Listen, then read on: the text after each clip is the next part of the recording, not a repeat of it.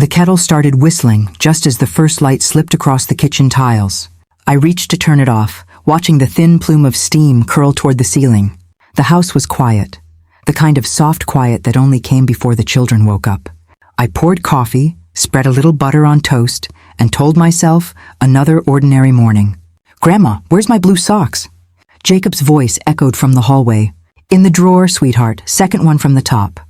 He raced past, hair messy, still half asleep. I smiled. These small, familiar moments made the house feel alive again after my husband, Robert, passed. His photos lined the wall, each frame a piece of the life we built. I whispered, "You'd laugh at how loud this place gets now." The stairs creaked behind me. Tom appeared, still buttoning his shirt. "Morning, Mom. You're up early again." "Habit," I said, setting a plate in front of him. "Coffee's hot. You'll need it." He sat yawning. Veronica's still in bed. She was up late checking something online. Said it was important. I smiled faintly. With her, everything's important. He chuckled softly. "You know how she is." Before I could reply, a sharp voice pierced the calm.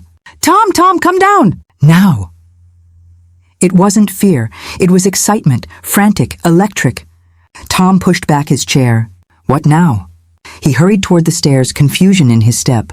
I followed halfway, coffee mug still warm in my hand. Veronica's heels clattered against the wooden floor.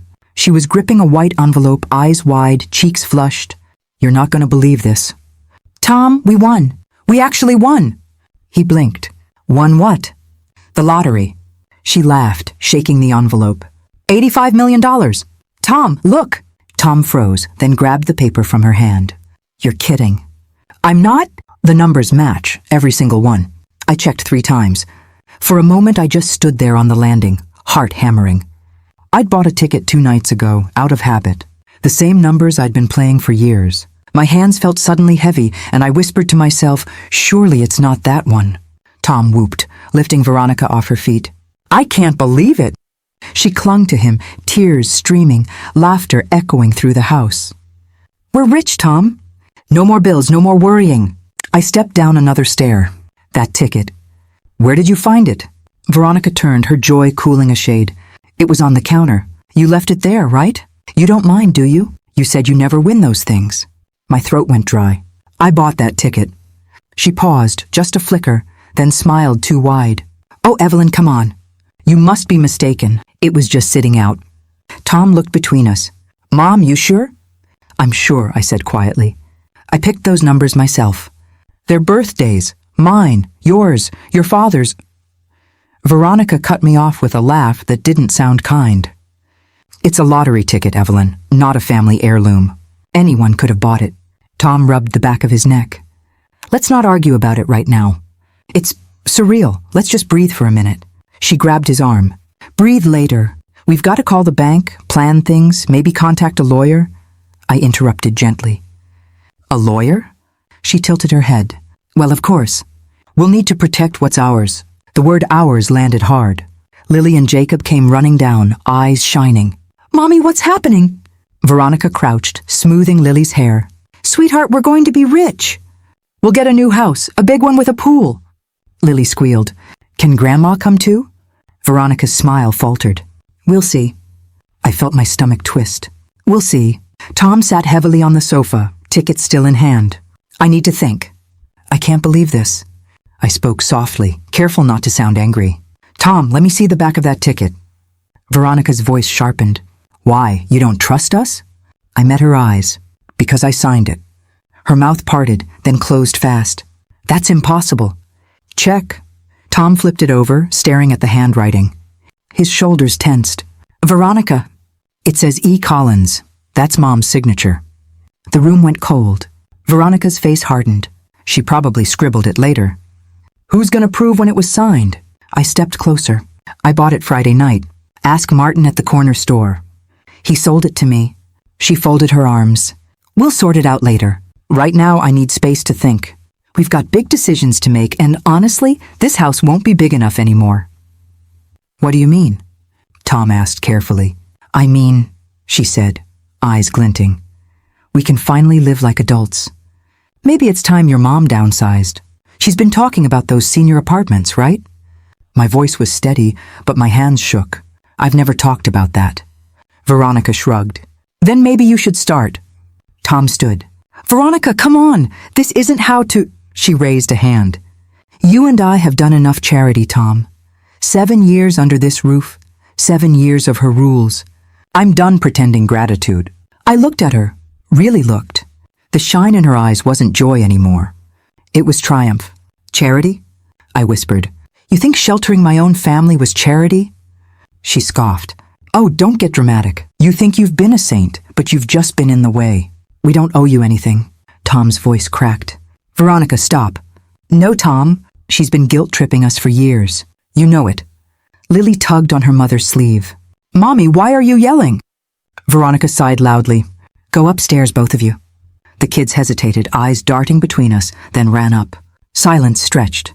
Tom rubbed his temples. This is getting out of hand. Veronica turned to him. You're either with me on this or not. Because I'm not living another day under her roof, pretending we owe her our lives. He looked lost. This is her roof, Veronica. Then maybe she should leave. For a moment, I thought I'd misheard. I took a slow step back. You want me out of my own house? She met my gaze, cold and sure. You heard me. We'll buy you a small place, something easier to manage. It's for the best. I didn't answer. I just turned toward the living room window. Outside, a soft wind was shaking the trees, scattering last night's rain. My reflection looked older than I remembered. Then I heard it. The thud of boxes, the crash of porcelain. I turned sharply. Veronica was in my bedroom doorway, pulling my things from the closet. Stop that, I said, rushing forward. She tossed a framed photo onto the floor. The glass shattered. We're starting fresh. You should too. Tom shouted, Veronica, that's enough! She ignored him, throwing another box toward the hall. You want space? You've got it. There's the door. I stood frozen, pieces of my past scattered at my feet. Robert's picture, Lily's drawing, a cracked vase. Inside, something settled. A stillness I hadn't felt in years. I bent down, picked up what I could, and whispered, Don't worry, Tom. Let her celebrate. I'm done fighting for space in my own home. He reached out. Mom, please don't go. I gave him a small, tired smile. You made your choice when you stayed silent. Veronica laughed softly, triumph dripping from her voice. Good luck out there, Evelyn. Maybe you'll finally find a place that fits. I walked toward the door, coat in one hand, photo frame in the other. At the threshold, I turned once more. Veronica, I said, calm as stone, did you read the back of that ticket carefully? She frowned. What are you talking about? I didn't answer. I stepped outside, the cold air filling my lungs.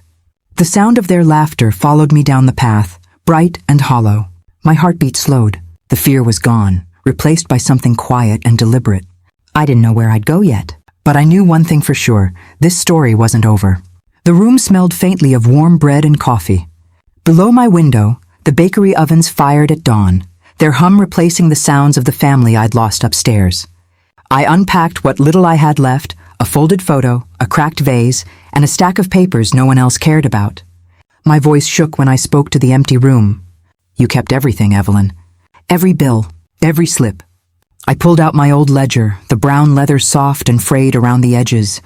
Each line inside was a record of quiet sacrifices. Electric bills, school supplies, groceries. I ran my finger down the columns and whispered. They called it charity. I called it love. A knock startled me. I opened the door to find Marta from across the street, gray curls, sharp eyes, and a tote bag filled with gossip and fresh rolls. I brought breakfast, she said, pushing past gently. You look pale. I'm fine, I murmured. She scanned the tiny room. So this is where they sent you, huh? Above a bakery. It's temporary. She set the bag down and crossed her arms. Evelyn, I saw what happened. The whole neighborhood did. You just stood there while she threw your life out the window. I looked away. It doesn't matter now. It matters if they think they got away with it. Her words stung, not because they were harsh, but because they were true. I sat on the edge of the narrow bed, the papers still spread before me. She's flaunting that money all over town, Marta continued. Saw a new car yesterday, black, shiny, and louder than her laugh. She's not spending her money, I said quietly. She's spending mine. Marta blinked. What are you going to do about it? I met her gaze. Prove it, quietly. Her lips curved into a small smile. That's the Evelyn I know. I waited until she left, then I began to organize the papers into piles, receipts for utilities, tuition payments for Lily's school, even a note from the roofing company dated 3 years back. My handwriting filled the margins. Paid in full. From pension. I didn't have anger in me anymore, just focus. Later that afternoon, I walked down to Benny's corner store. The bell jingled as I entered, and Rico looked up from behind the counter. "Well, look who it is," he said, brushing crumbs off his shirt. "Haven't seen you since Friday. Everything okay?" I hesitated. "Do you remember the ticket I bought that night?" "The one with your usual numbers, of course. You always say those are your lucky ones. Do you still have the receipt copy from that sale?" He frowned. "You in some kind of trouble?" I smiled faintly. "Just trying to prove something." He rifled through a drawer, humming. "You always sign your tickets. Smart move. Most folks don't bother." "That's what my husband used to say," I murmured.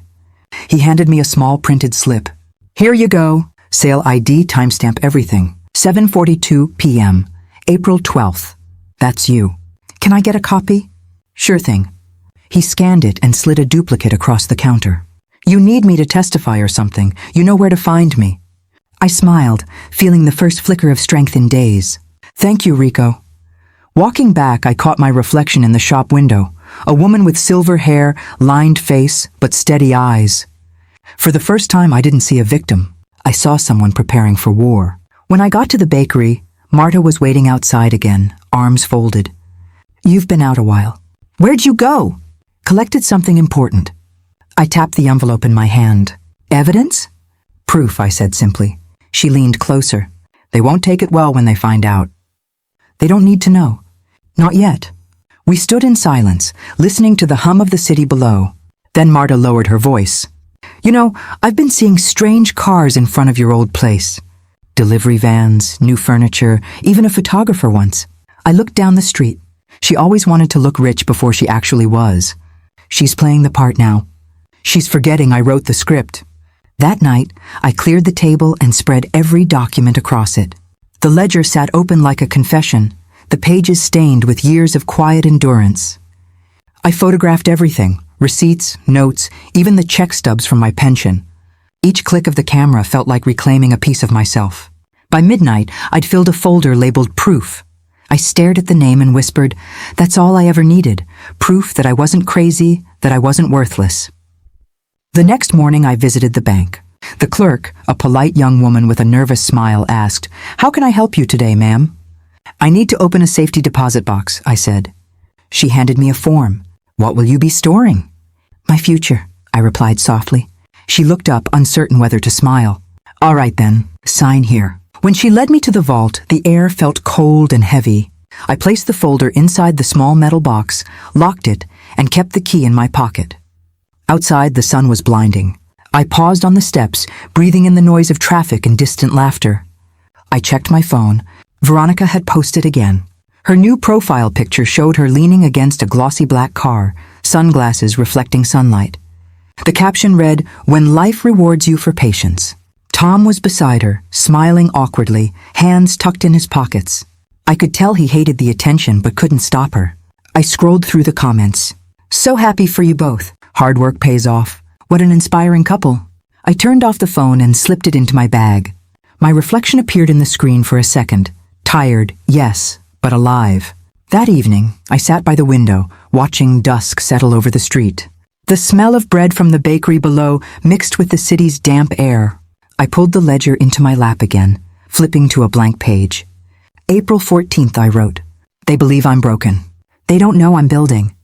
The pen hovered for a moment before I added, "Day 1 of preparation." I leaned back and let the weight of it all wash over me. I'd spent 7 years keeping that house alive, 7 years carrying their debts quietly. Now I carried something else, evidence, truth, and a calm, sharper than anger. Still, a question pressed against my chest like a stone. Proof was one thing. Justice was another. Could paper and ink stand against charm and lies?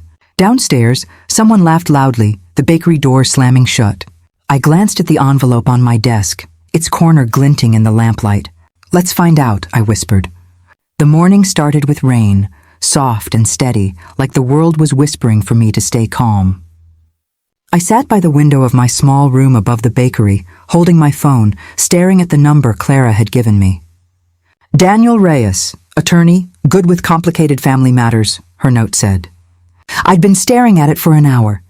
I finally dialed. A warm male voice answered, Daniel Reyes speaking. Mr. Reyes, my name's Evelyn Collins. Clara Jenkins gave me your number. She said you might help me with something delicate. He hesitated just long enough to make me nervous. Clara mentioned you might call. Would you like to tell me what's going on? I took a breath. It's about a lottery ticket. I bought it, signed it, and my daughter-in-law claimed it as her own. He didn't interrupt. Just silence on the other end, the kind that means someone's really listening. She kicked me out of my own house, I continued. Said I'd left it on the counter, that I didn't care. But that ticket, you signed it, you said? Yes, and I still have the store receipt. The clerk remembers me. Then we start there, Daniel said evenly. Proof of purchase and your signature are strong. But we'll need more. Do you know if the store has cameras? There's one over the register, I said, remembering Rico wiping the counter that night. I'm in the frame, I think. Good. That footage could be decisive. But Evelyn... He paused again, voice careful. You need to stay quiet. No accusations online, no public scenes. The other side will play the image game first.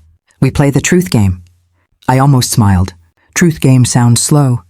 Maybe, he said, but it always wins if we build it right. When the call ended, I sat there, watching raindrops trace paths down the window. My heart wasn't pounding anymore. For the first time since that day, I felt something close to control. I pulled on my coat and went straight to Benny's corner store. The bell chimed, and Rico grinned when he saw me. Back again, Evelyn? Need another winning ticket? I shook my head. I need your help this time. His smile faded. What's going on? I think you remember the ticket I bought a few weeks ago. The one with your family birthdays, right? You were joking you'd retire if it hit. That's the one. Do you still have your CCTV from that night? He frowned, thinking. Yeah, I don't delete anything for 30 days. You think it matters? It might mean everything.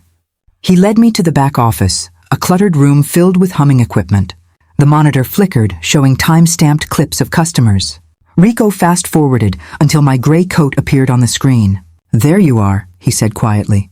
See, you're signing the ticket. My heart thudded. There I was, handing him the slip, pen in hand, proof. Rico burned a copy to a flash drive and handed it to me. You sure you're ready to fight her? I nodded. I'm past ready. Back in my room, I emailed Daniel the footage, along with scanned copies of the receipts and photos of my signed ticket stub. Within an hour, he replied, This is strong. Don't contact them directly. I'll handle the first steps. I felt like breathing again. But calm never lasts long in my story. By evening, my phone buzzed with a message from Clara. Have you seen Veronica's posts? My chest tightened. I opened social media. Veronica had posted a picture of herself and Tom in front of the house, my house, holding a champagne bottle. The caption read, Some blessings find those who wait. Hard work pays off. Hundreds of comments cheered them. You deserve this. Family goals. I stared at the screen until my vision blurred. Then, one comment caught my eye. Isn't that her mother-in-law's house? Veronica had replied, She's in a better place now. We helped her move on. I dropped the phone. My hands trembled. Better place, I whispered. She means this room. That night I called Clara. She's playing innocent, I said. People believe her. I know, honey. That's what she does. But don't let her get to you. You've got the truth on your side. She's louder, I said quietly. Lies always sound prettier when they're wrapped in smiles. Well, Clara said, then we'll make the truth sound unshakable. A few days later, an envelope arrived at my door. No return address. Inside was a letter from a law firm, Veronica's. The tone was sharp and sterile. Cease any contact or defamation against our clients. Mrs. Collins' mental state is in question. We will pursue legal action if harassment continues. I sat down hard.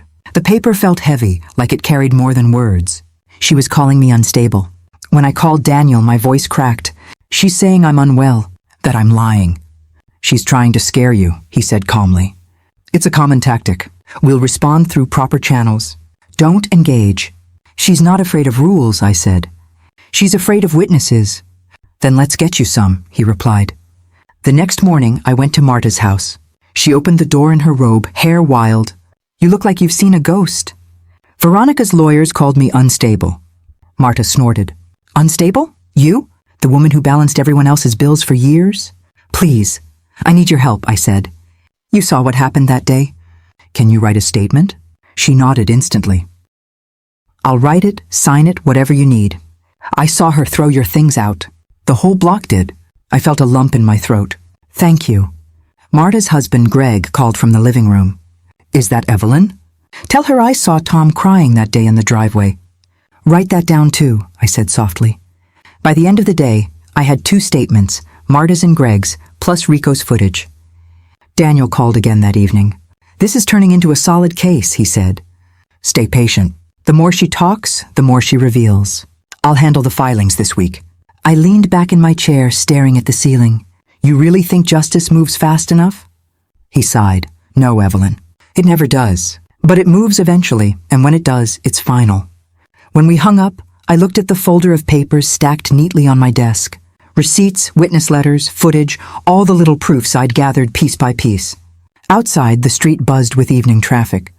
I could almost hear the bakery's laughter below.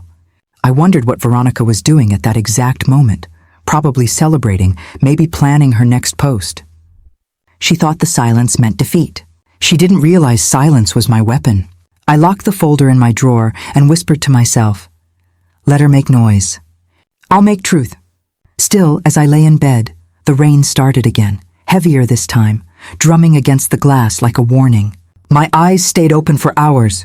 I wasn't afraid anymore, but I wasn't calm either. Just waiting. For the law, for justice, for the next move in a game she didn't know I'd already begun to win. I used to think cruelty only came in loud, violent ways. But with Veronica, it came softly, through little gestures, polite corrections, and smiles that never reached her eyes. "Kids, say thank you to Miss Evelyn," she'd said once, her tone sweet but sharp enough to slice. Lily had looked confused. "But she's Grandma." Veronica's laugh filled the room. "Of course she is, honey. But Miss Evelyn sounds more grown-up, don't you think?" Tom had been reading the paper at the table. He didn't even look up. I'd stood there holding a tray of cookies I'd baked for the children, smiling like it didn't hurt. Later that evening, I asked quietly, "Veronica, why can't they just call me Grandma?" She didn't look up from her phone. "Oh, don't take it personally. It's just, well, I want them to have a sense of boundaries. You're part of the family, but I also want them to understand independence." Independence. That's what she called it.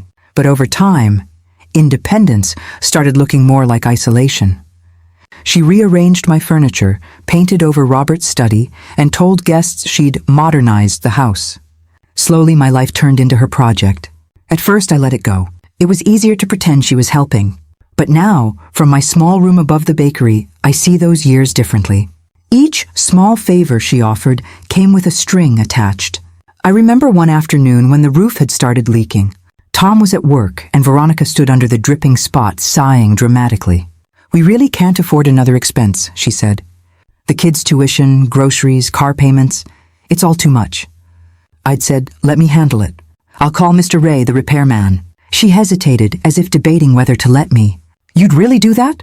It's just so expensive." I nodded. "I'll cover it. Don't worry." And I had, just like I'd covered the new washing machine, the extra school books, the electric bill when they forgot to pay. Now, years later, those receipts were in a box beside me. Proof that love, when taken for granted, turns into servitude. I flipped through the old papers. The ink faded, but my handwriting clear. "Paid in full, EC," I whispered to myself. That afternoon, I walked into the bank, a folder tucked under my arm. The air smelled faintly of disinfectant and polished marble. A tall man with graying hair greeted me with a practiced smile. "Mrs. Collins, I'm Mr. Bennett. Please have a seat." I settled into the chair. "I was told you could explain trust options. I need something safe, long-term, for my grandchildren." He adjusted his glasses. "Of course. Are we talking education trusts or inheritance?" "Both," I said. "But I want control, limited access until they're older. I don't want their parents, especially Veronica, getting near it." He nodded, noting something on his pad. "Understood. We can structure a trust that releases funds directly to the children's accounts when they reach 18. Do you already have assets or evidence you'd like protected?" I opened the folder and spread the receipts across the table. These, I said, every one of these represents what I've given to that house. I want it documented. He raised an eyebrow. You've kept everything. I always do, I said softly. People forget what they owe when you don't remind them. He gave a small nod. That kind of record-keeping could make a strong legal case, Mrs. Collins, or a strong legacy, depending on how you use it. When I left, the late afternoon light painted the sidewalks gold. Across the street, a giant billboard caught my eye. An ad for a luxury SUV. I froze when I saw her face. Veronica. She was standing beside the same car, smiling wide, kids in matching outfits beside her. The caption read, "Family first. Drive your dream." I couldn't breathe for a moment. She'd turned my humiliation into an image of success. By evening, Marta stopped by the bakery, flour dust on her sleeves. "Have you seen her latest post?" "I have," I said flatly. "She's got the whole neighborhood talking," Marta went on. "Some say she's changed. Others say she's showing off." "She's doing both," I replied. Marta sighed. "You're handling this better than I would." "I'm not handling it," I said. "I'm recording it." That night, I added new photos to my ledger. Screenshots of her posts, printouts of the comments, the growing evidence of her spending. A new car, jewelry, designer clothes, all of it flaunted online while pretending to be humble. It wasn't about jealousy. It was about injustice. As I worked, my phone buzzed. Tom's name flashed on the screen. My heart caught in my throat. "Tom?" He hesitated. His voice was quiet. "Mom, I shouldn't be calling, but I need to talk to someone." I closed the ledger gently. "Go ahead." "I don't know what to believe anymore," he said. "Veronica's different lately. She's paranoid. Says you're trying to ruin us." "I'm not trying to ruin anyone," I said calmly. "I just want what's fair." "I know, but she keeps saying the ticket was hers, that you're confused. She's showing people proof, photos of her holding it." "After I signed it," I reminded him. "And you know that," he sighed. "Yeah, but everything's so loud now. Everyone's talking. I can't even go to work without people asking questions." There was silence between us for a moment. "Tom," I said quietly, "do you believe her?" He didn't answer right away. "I don't know. I just want peace."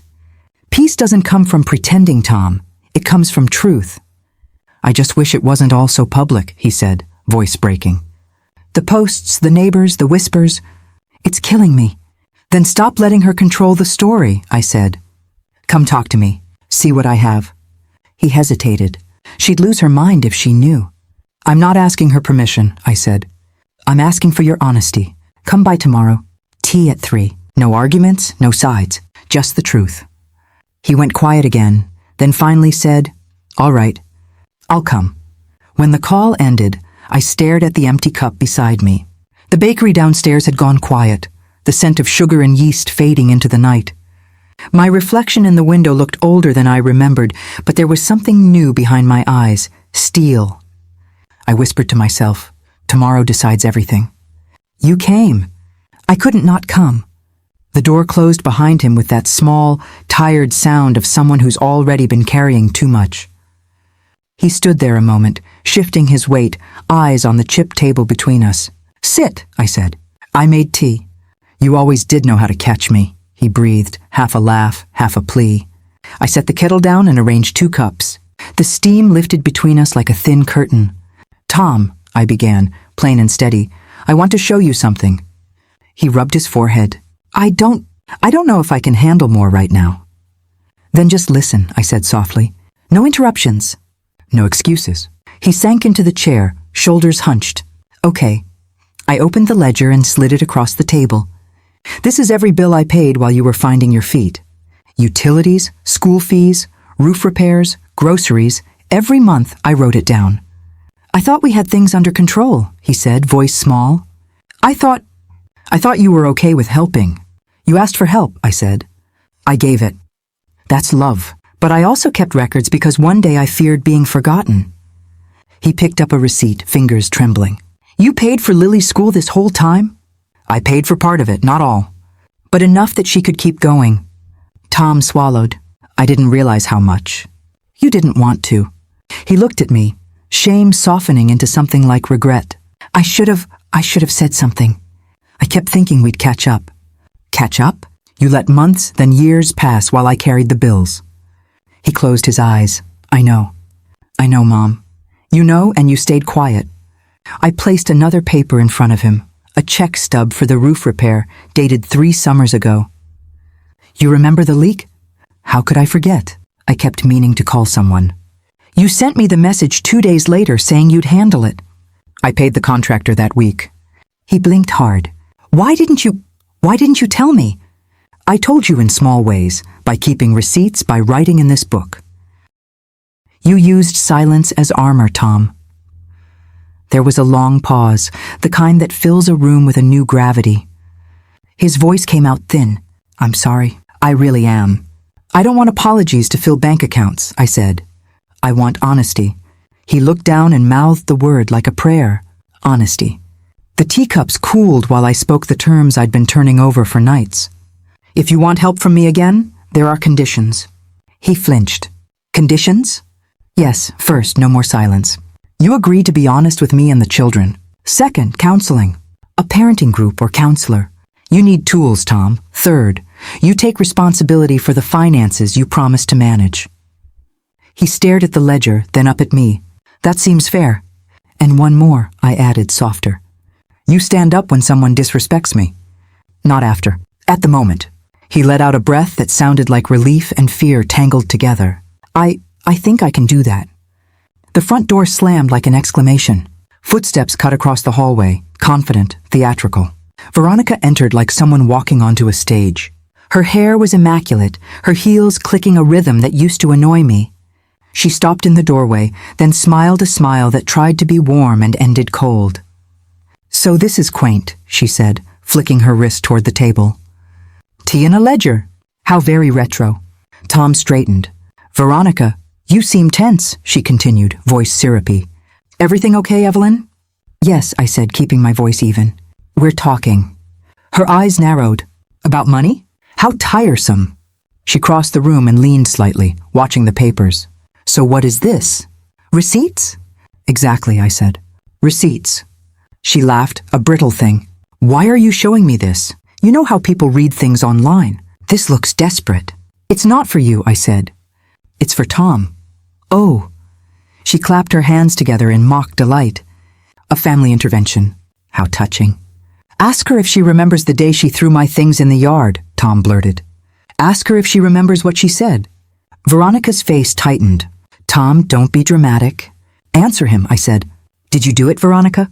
She lifted her chin. I might have been upset. You threw my wedding photo, I said. You hurled a vase I made. A silence dropped across the room, so sharp it felt like glass. Veronica's mouth slid into a line. I was stressed. You have to understand, keeping a household with 2 small kids it's not an excuse, I interrupted. It's never an excuse to humiliate the person who sheltered you. Veronica glanced at Tom, searching for an ally. Don't drag the past into this. Tom said nothing. His hands were clenched in his lap. I could see the conflict on his face. Love, loyalty, shame. Clara knocked, then pushed the door open and stepped in without waiting. Evelyn, I'm so sorry to drop by unannounced. Clara stood there, simple and steady in a cardigan, eyes kind but sharp. She crossed to my side and placed a small folder on the table. I wrote what I saw that day. Signed it. Veronica's jaw worked. Clara, really? You're going to take her side? Clara's voice was quiet but firm. I saw her things in the yard, Veronica. I called to help pick them up. I'm not taking sides, I'm telling the truth. Her presence felt like wind through a closed window. Tom looked at Clara, then at me, and something in him shifted. He lowered his head. I didn't want to see it, he whispered. I didn't know how to stop it. You knew, Clara said. You just didn't act. Tom's shoulders shook. I'm sorry. Veronica stepped forward, fury masked as wounded dignity. You both are collaborating to humiliate me. This is theatrics. How dare you make me look like a villain? I'm not trying to make you a villain, I said. I'm trying to be honest.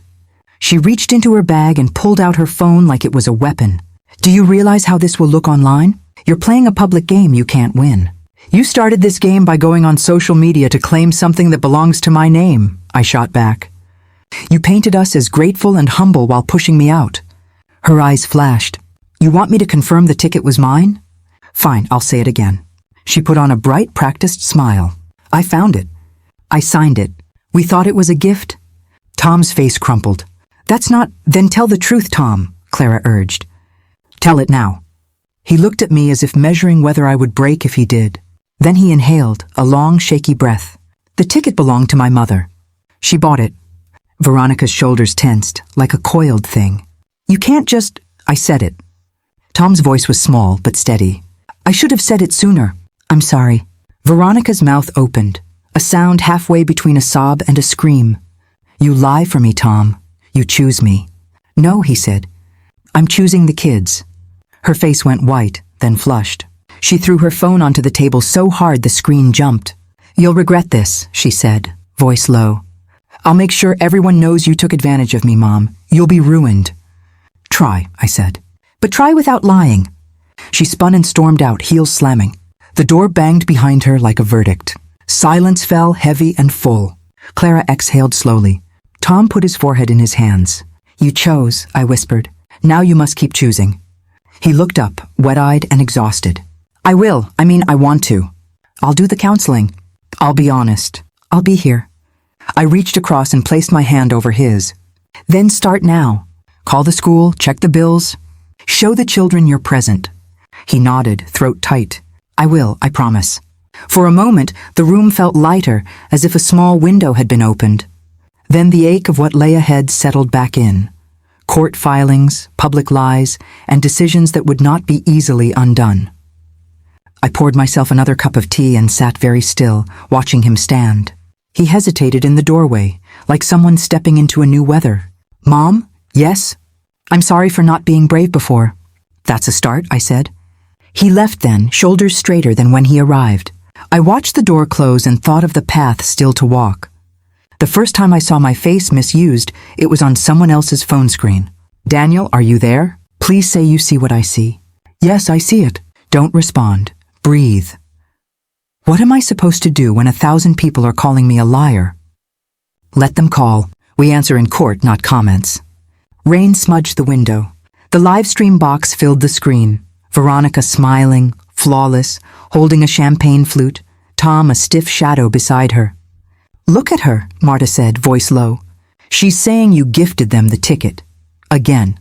And someone just posted a medical note. It says you have memory issues. It's been shared 3,000 times. That note, is it real? Looks forged. The signature's sloppy. I saw it, Daniel said. Someone will verify it. Don't go on camera. Don't call them out. Let me handle the legal replies. They're already rewriting the story, Marta said. People believe a pretty face faster than an old ledger. You're right, I said. But paper still has teeth. The live stream switched to Veronica. We just want to be grateful, she cooed. Grandma did give us the ticket years ago. We tried to refuse, but she insisted. It was a gift. We only want what's best for the family. Give me the phone, I said. Let me record this. No, Daniel warned. Don't engage. Any slip and they can twist it. I put the phone down. My hands were steady, shock replaced by a slow, cold planning. That afternoon, I walked into the bank. Mr. Bennett greeted me with the same careful smile he used for every retiree looking worried. Evelyn, how can I help? I need temporary safeguards, I said. Something to protect the account names while this is sorted. We can set a freeze on transfers and limit access, he replied. You'll need documentation. Your ID, the ticket copy, and a signed request. I have those. I laid them on the desk like a small confession. We'll also flag any large withdrawals and alert legal counsel immediately. Thank you, I said. Relief sat brief and sharp. Back at the room above the bakery, my inbox filled. An email from Veronica's lawyer. We are concerned about Mrs. Collins' capacity. Please cease and desist. Attached. A PDF that looked official. A medical report with a doctor's letterhead and a diagnosis. My stomach flipped. Someone forged a note and sent it to my lawyer, Daniel said over the phone. I'm notarizing our own medical inquiry. We'll have a professional check the signature and the clinic records. This is defamation if it's forged. They're escalating fast, I said. They want to frighten me into silence. They're trying to bury your voice under noise, he said. We'll file a report with the police. I also want neighbor affidavits. Marta's statement will help. Any witnesses to them throwing your things, that video will be crucial. Marta said she can record Veronica's live stream reaction tonight, I told him. She'll stream it as a witness response. Good, record everything. Don't reply to comments. Save every screenshot. The more traceable the lies, the easier it is to prove intent. The first threatening call came late, a man with a voice like gravel. You'd be better off signing that paper and walking away. We know how to make life difficult. Who is this? I asked, calm but cold. You'll find out. Don't make us. It's easier if you cooperate. I hung up and walked to the window. The bakery light blinked below. Someone laughed on the street. A car whooshed past. Life moved as if nothing had happened. Report it, Daniel said when I told him. Phone numbers, times. We'll include it in the case file. Threats are evidence. I'm not afraid, I lied. I just don't want the kids dragged into it. You're protecting them by not panicking, he said. Good. That steadies your testimony. That night, Marta came over with a small tripod and a steady hand. I'll go live for a minute, she said. I'll react as a witness. The feed will timestamp what she's saying and how the crowd responds. You sure? I asked. She could turn it around. She can try, but people saw what she did. I'll keep my face visible. I'll narrate what I saw. Your things in the yard, the neighbors picking up. I'll mention the day and the hour. I watched Marta set up. Her hands moved like she was about to do surgery, careful, purposeful. She hit record. Everyone, I want you to know what actually happened, Marta said directly into the camera. On the morning of April 12th, I saw Veronica throw Evelyn's belongings into the yard. I helped pick them up. I have photos. Comments poured in, some supportive, some defensive. But the stream was a record. We saved the file. The next morning, one of Veronica's posts had morphed into a trending thread. Influencers had reposted her version of kindness. They took care of their elders, aren't they sweet? The thread ignored receipts and ledger pages like the truth was easy to swipe away. People want a story that fits their view, Clara said when she visited. We have to make the record unshakable. How? I asked. Neighbors' statements, CCTV, the retail receipt, Marta's live stream, all dated, all cross-referenced. Daniel can stitch it into a timeline. He's doing that, I said. He's asking for sworn affidavits. Then we make the narrative boring, she said. We make it a folding of facts. Facts don't trend. They win in court. The police officer who took my report was patient. Forgery and threats are serious, he said. We'll open a file and trace communications. Keep everything you receive. Will this move fast? I asked. It moves in steps, he replied. But each step can be decisive. I started compiling. Screenshots, timestamps, bank holds, Marta's file, Rico's CCTV clip of me signing the ticket. I printed a folder and labeled each page. The process felt strangely sacred. Organizing my life into evidence was like giving myself back in pieces. We'll serve subpoenas if needed, Daniel said. I've already requested verification from the clinic listed on that forged note. If it's fake, their forgery trail may point back to the originator. People don't always understand how sloppy a fake can be. How did they get that much nerve? I asked. They're betting on spectacle, he said. They think noise will blur facts, but noise leaves tracks. We'll follow the tracks. Veronica live-streamed again, softer this time. I worry about Evelyn, she said with false concern.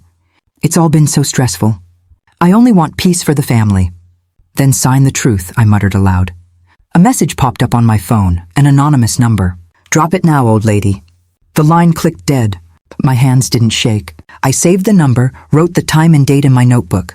You did right, Marta said when she saw the log. This is how predators expose themselves, by making threats in the open.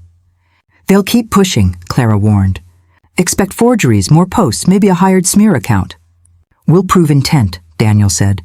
I need statements from at least 3 neighbors and the store manager to corroborate your purchase and signing. Also, I want a sworn affidavit from Marta about the live stream. I'll get them, I said. I felt tired in a joint way, the kind of weariness that lives in bones. But under it, a steady flame, calm, precise, not loud. Days stretched into a rhythm of collecting and filing. Mr. Bennett confirmed the temporary holds.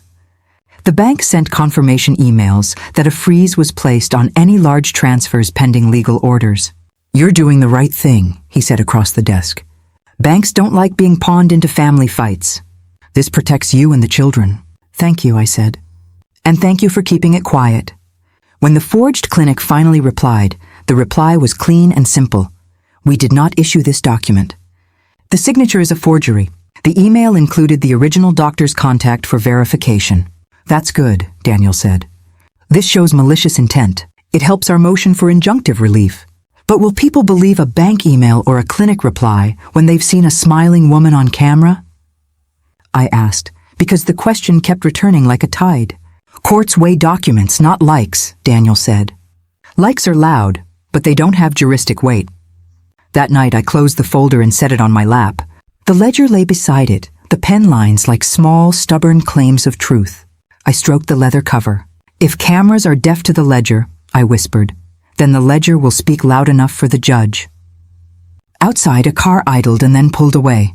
Marta's live stream file blinked on my desktop. Safe, dated, unedited.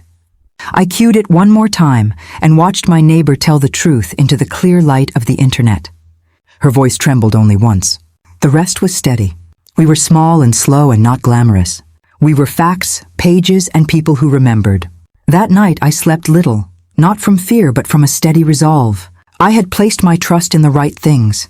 Evidence, witnesses, and a lawyer who saw beyond the noise. The phone buzzed one last time before I turned out the light. A message from Daniel, court verification scheduled. Prepare for public filings. Be ready to be patient and sharp. I closed my eyes and thought of the ledger's margin notes, tiny, stubborn marks that had kept me sane for years. The cameras may shout, but paper held the quiet kind of truth that wears well in daylight. The courthouse smelled like old varnish and cold coffee. I sat in the hard plastic chair and watched people move like they were in someone else's life. My hands folded the ledger into my bag until the creases lined up with my breath. You ready? A voice asked. Yes, I said, the word a small, steady thing. It's going to be crowded, someone warned. Expect press. I don't want press, I replied. I want truth. You brought everything? The lawyer asked quietly. I did, I said. Receipts, the CCTV, witness statements. My throat tightened. And the video of the yard. They'll see it, he said. They can't unread what's on tape. A woman in a dark coat sat down beside me. Mrs. Collins? I'm Aisha. I filed the living conditions report. Her voice was soft but firm. I'll be called to testify. Thank you, I said. I'm glad you're here. You kept your notes precise, she said. That helps the process. They kept theirs louder, I murmured. But louder isn't truer. Across the hall, Marta waved from near the bench, clutching a small envelope. Her face had that tired smile I loved, tough and honest. Clara stood beside her, arms folded, eyes steady. Rico came in a minute later, wiping his hands on a rag, looking like someone who'd seen too many proofs of human kindness to be surprised. Good, Daniel said, checking his watch. We'll take the first evidence set at 9:30. You think the judge will even let the video play? I asked. She will. It's properly authenticated. We subpoenaed the footage. We verified the timestamp. That clip will run. He tapped his folder like a metronome. That's the moment the paper trail meets what people actually saw. A man in a suit left the courtroom. Judge Harper's running late, someone said. She reviews the docket herself. I met her once, Clara whispered. Calm, clear. She listens to the quiet people. Good, I said. We need someone who listens. When the clerk called my case, my legs felt like they belonged to someone younger. We walked into the courtroom together. Daniel at my side, the folder under my arm like a shield. The judge sat high, neutral, an ocean of calm behind her eyes. Veronica was there, makeup perfect, hands folded like a prayer. Tom sat beside her, face gray but present. Mrs. Collins, the judge said, we'll hear evidence today. Counsel? We will, Your Honor, Daniel replied. We request admission of several items. The store CCTV showing the ticket sale, the signed ticket copy, witness affidavits from neighbors, and a video recording of the plaintiff's belongings being removed from the home. He spoke slowly, letting each word land. The courtroom murmured. Veronica's lawyer rose, paper rustling. Your Honor, we will contest some exhibits based on chain of custody and relevance. He smiled in that practiced small way. Make your objections on record, Judge Harper said. But I caution the parties. This court will consider the entire context. Daniel returned to me. Ready to stand? I'm ready, I said. My voice surprised me, clear, not shaking. The first witness was Rico. He described the night he sold the ticket. You remember the customer? Veronica's lawyer asked. Yes, she signed it. I saw her write her name. Rico's eyes didn't flinch. Timestamp says 7:42 p.m. Why does that matter? The lawyer prodded. Because it ties the ticket to a time and a person, Rico said. We keep records. I burned a copy for her when she asked. He nodded at me. She came back once to check. The judge listened without blinking. When Rico sat down, the clerk wheeled a small screen to the center. Daniel stood and cued the video. Play Exhibit A, he said. My stomach flipped as the screen lit up. There I was. My gray coat, a handbag, my hands moving across the counter. I signed the back of the ticket on camera. The image was plain, stubborn. The courtroom leaned forward. That's her, someone breathed. The footage cut to another angle. My box of things on the lawn, hands throwing a framed photo, a vase crashing into the grass. The hush that followed felt like a held breath. That is consistent with the witness statements, Daniel said. We also have neighbor corroboration. He nodded toward Marta and Clara. Marta stood up, voice steady. I saw her things in the yard, Judge. I helped pick them up. I remember the photo. The glass broke. I have a picture from that morning. She handed in her photo and sat. Clara added, she came to me that day, distraught. She kept quiet for days. It wasn't right. The judge watched them and then looked toward Veronica. Do you wish to respond? Veronica's face, usually composed, faltered. Her lawyer jumped in, flustered. Your Honor, the video may show items moving, but does not reflect intent or context. My client was under stress. There were disagreements. Stress does not excuse humiliation, the judge said. Not in my court. The tone shifted when Aisha took the stand. She described the living conditions as part of her official report. The children's rooms were clean but limited, she said. There was evidence of the elder being restricted in space. My recommendations were for family counseling and protective planning. How long did you observe? Veronica's counsel asked. Enough, Aisha replied. Long enough to document a pattern. I watched Veronica's jaw tense. She flicked her eyes to Tom, then away. When Daniel introduced the bank records and my ledger, the courtroom began to stitch the months together. Utility payments, tuition deposits, repair bills bearing my initials. Mr. Bennett's voice came over the record. These payments traced to Mrs. Collins's pension account. She regularly covered these expenses. Veronica's lawyer tried to argue motive. This seems like a pattern of record-keeping used now to pursue financial claims. He aimed a look at me like I'd sprung a trap. I kept records because I didn't want to be forgotten, I said, surprising even myself. I kept them because I feared being erased. Tom's face softened. He looked at me without flinching for the first time that morning. You were silent a long time, the judge observed. Silence is not proof. Her gaze felt like a hand on my shoulder, steady. Then the court clerk displayed the forged medical note. It was sloppy in print, but had traveled far. Daniel rose. We have confirmation from the issuing clinic that this document is not authentic. We moved to exclude it and to record it as attempted fabrication. A stir ran through the room. Veronica's lips tightened until they were a thin line. Her lawyer protested, but Judge Harper's pen stopped the noise. Forgery is a serious allegation. We will take appropriate measures. My heart pounded, not from fear, but from the sense that the tilt was changing. Facts were not flashy. They were dull and unyielding. They wore the suits and walked into the room with receipts. The day stretched into testimony after testimony. Neighbors recalled dates. The corner store manager confirmed the sale. Clara's bicycle story, how a returned gift had been belittled, came up and fit into the pattern like a small, sharp shard. When the judge finally paused, she looked directly at everyone in the room. This court will review all submitted evidence. I will schedule follow-up hearings as necessary. For now, I will not release the funds pending verification of ownership. She rapped her gavel lightly. Court is adjourned for the day. Outside, the sun seemed brighter as if the city itself exhaled.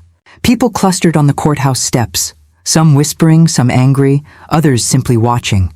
Reporters scribbled. I felt a hand slip into mine. It was Tom. You did the right thing, he said. His voice was small, honest. I'm sorry I waited. It wasn't waiting that hurt me, I said. It was hidden. He squeezed my hand. I won't hide it again. We walked down the steps together while the world buzzed around us. The ledger felt lighter in my bag, not because the papers had changed, but because the truth had spoken in a room where it mattered. Still, as we reached the car, I felt a new edge. Veronica's list of appeals and threats had not vanished. She had more moves left. The video had swung the room, but the fight was not finished. The courtroom felt thin, like a room that had been stretched until every sound echoed. I sat very still, clutching the thin folder in my lap until the edges left prints on my palm. "You have the court's attention," the bailiff said. "Yes," I answered, because my voice had to be ready if the judge asked. My hand stopped trembling. "We will proceed," the judge's voice came, steady and clear. "Counsel, is the matter ready for ruling?" "Yes, Your Honor," Daniel said. "We submitted exhibits and witness testimony. We've shown chain of custody and corroborating affidavits.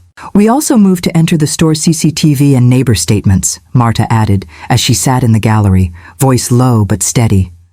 "We object to certain items," Veronica's lawyer replied. "We maintain concerns about relevance and procedural issues."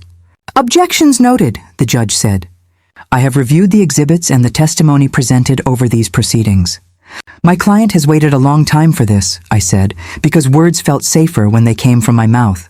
"I don't want revenge. I want clarity and a chance to protect what's ours." "The court finds the ticket's chain of custody credible," the judge read, deliberate.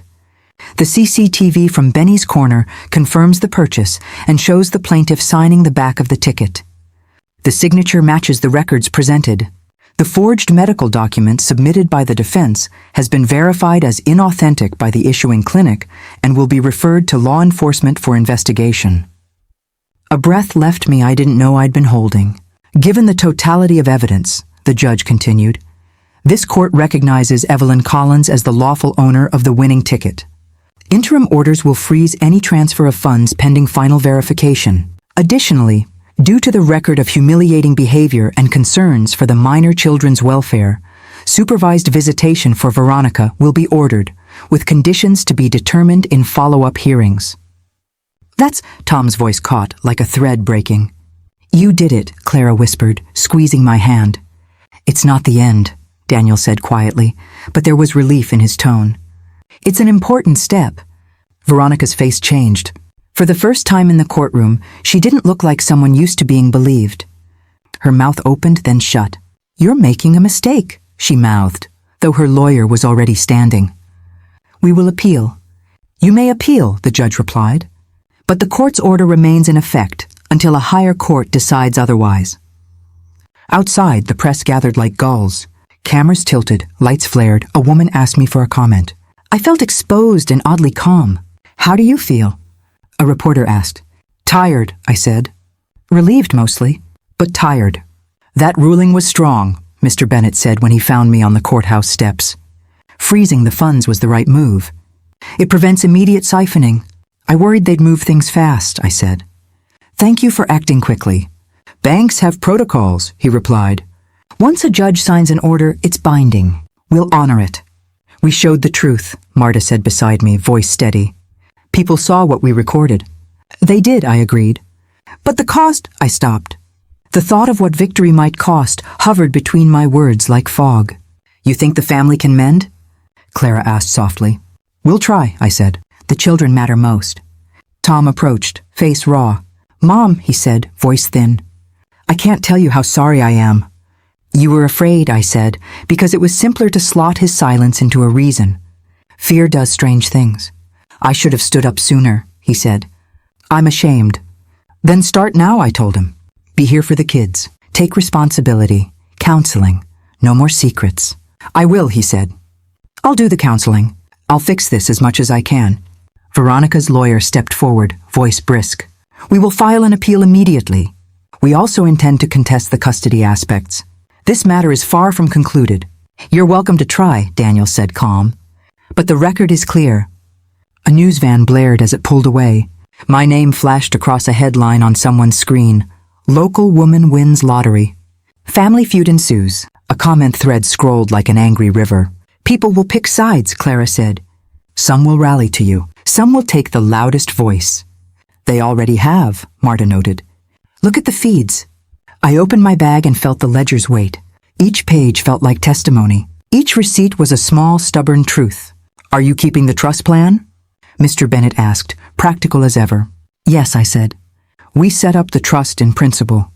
The judge approved the idea of a restricted trust for the children's education and welfare pending finalization. That will protect the kids, he said. It's wise. We want the children safe, I said. I'm not here to punish Tom. I want them to grow without chaos. You also asked for terms for reconciliation, Daniel reminded him. You prescribed honesty, counseling, and active parenting. I did, I said, and I mean it. Tom reached out and took my hand. I'll do it, Mom. I don't want my children to think this is okay. Then show them, I said. Not with words, with actions. He nodded hard, like someone trying to gather courage. Veronica appeared at the courthouse doors, face flushed, hair a little wild. She stood at the threshold like someone deciding whether to walk back into a burned room. You ruined us, she said, voice sharp. You took everything. I took nothing that wasn't mine, I answered, flat. She spat out a bitter laugh. You and your ledger. You kept score and then brought the whole world in to watch. I kept records because I was afraid they would forget, I said. You chose to be loud instead of honest. You'll regret this, she warned. We'll appeal. I'll make sure people know your side too. Do what you must, I said. I won't sink to your level. The words felt both a promise and a test. She stormed off, slamming a car door so hard someone flinched nearby. Her lawyer followed, muttering. The crowd buzzed. That was brutal, Clara said, exhaling. People will gossip, Marta said. Some will pity you, others will judge. I know, I said. I expected it. Daniel checked his phone. We'll need to prepare for an appeal. They'll seek to delay the final payout. Expect more press, more attempts to discredit you. Can they keep fighting forever? Tom asked, fear cracking his voice. They can try, Daniel said. But we have solid records now. Forgeries and false narratives don't stand up when the evidence is thorough. Still, I murmured, there's a price. What do you mean? Clara asked. You get cleared in court, I said. But your family is different. People saw them pick up my things. People saw her parade. The kids will have questions. Tom might resent the fight or resent me. That's a long road back. You think it might break him? Marta asked. It might, I admitted. Or it might make him stronger. I don't know which. All I know is what I want. Stability for Lily and Jacob, boundaries that are respected, and a life where kindness isn't disguised as control. Tom's hand tightened around mine. I'll prove it, he said. I'll show up. I'll do the work. Then start tomorrow, I said. Call the school. Schedule counseling. Be present. He swallowed. I will. I promise. We stood together on the courthouse steps, the sun low and sharp. The ledger in my bag felt like a relic and a roadmap. Will she appeal? Clara asked. She already said she would, Daniel replied. Expect filings within days. And if she drags this on? Marta asked. Then we respond, Daniel said. We keep the record tight. We keep witnesses ready. I looked at Tom, at the strained line of Veronica's retreating back, at the neighbors clustered like small flags of right and wrong. Victory came, I said quietly, but it didn't come without a cost. You did the right thing, a woman close by said softly, a stranger offering a small benediction. I pocketed the words like a coin. The sky darkened a little. There was relief, yes. There was also the knowledge that relationships are not healed by rulings alone. How do we move forward? Tom asked, the question raw. We start with truth and keep building, I said. We set rules. We keep the kids the center. We remember that love has limits. We walked down the steps together, a small family in a city suddenly full of opinion. The ledger hugged my side like a quiet judge. In the car, Tom reached across and squeezed my hand again. I won't let you down, he said. I know, I replied. But words are seeds. We'll see what they grow. Outside, Veronica's SUV rolled away, black and glossy. She looked back through the tinted glass once, like someone seeing a distant shore. The judge had given me the ruling I needed. The true work, healing, rebuilding, keeping promises, had only just begun. The cottage smelled of salt and old wood. Waves rolled somewhere beyond the dunes, steady as breath. It wasn't big, just 2 rooms, a crooked porch, and a patch of garden that caught the morning sun. But it was mine. I ran my hand along the window frame, still rough from the sea air. Not much to look at, I said softly, but it's enough. Mr. Bennett smiled from the doorway, holding a folder. It's more than enough, Evelyn. Peace usually is. Did the trust go through? I asked. He nodded. Approved and structured. The Children's Education Fund is locked until they're of age, and the Family Counseling Fund can't be accessed for anything else. You've protected them from the chaos. I wanted to make sure no one could twist it, I said. This way the money helps only what matters. Mr. Bennett glanced toward the sea. You did the right thing. And about your project, you're really calling it Hearth Hands? Yes, I said. It's for elders like me who get pushed out, confused by paperwork and family drama. I'll help them find housing, support groups, maybe just someone to listen. He smiled, closing his folder. You've turned pain into something decent, Evelyn. That's rare. I don't want pity, I said. I want purpose. He nodded once, almost like a salute, and left me to the quiet. The next morning, Tom called. I could hear the clatter of dishes and children arguing in the background. Mom, I burned the chowder again, he said. I laughed. Too much heat, not enough stirring. I'm trying, he said. Lily says it tastes like the ocean. She's not wrong, I teased. I joined that father's support group, he said after a pause. The one you told me about. It's awkward, but good. They meet every Thursday. Some guys are raising kids alone. I didn't know how many stories sound like mine. That's the point, I said softly. To stop pretending we're the only ones who messed up. I still feel like I failed you, he admitted. You failed yourself, I said. And you're fixing that now. That's what counts. He sighed. Lily wants to visit this weekend. Can we? Of course, I said. I bought a new bicycle for her. She'll love it. When they came that Saturday, the day felt golden. Lily ran straight into the garden squealing. Grandma, look! I can balance. I held the handlebars steady while she climbed on. Push with your legs. Don't think too hard. She wobbled forward, then steadied, the wind catching her laughter. Tom watched from the porch, hands in his pockets. She's growing fast, he said. They always do, I said. But look at her, she's brave. He smiled faintly. Wonder where she gets that from. For a moment, silence hung warm between us. The sea shimmered beyond the fence, and the world felt softer. That evening, as I stirred chowder in my small kitchen, Tom leaned against the counter. You know, he said, I'm starting to understand why you kept everything. The receipts, the notes, the proof.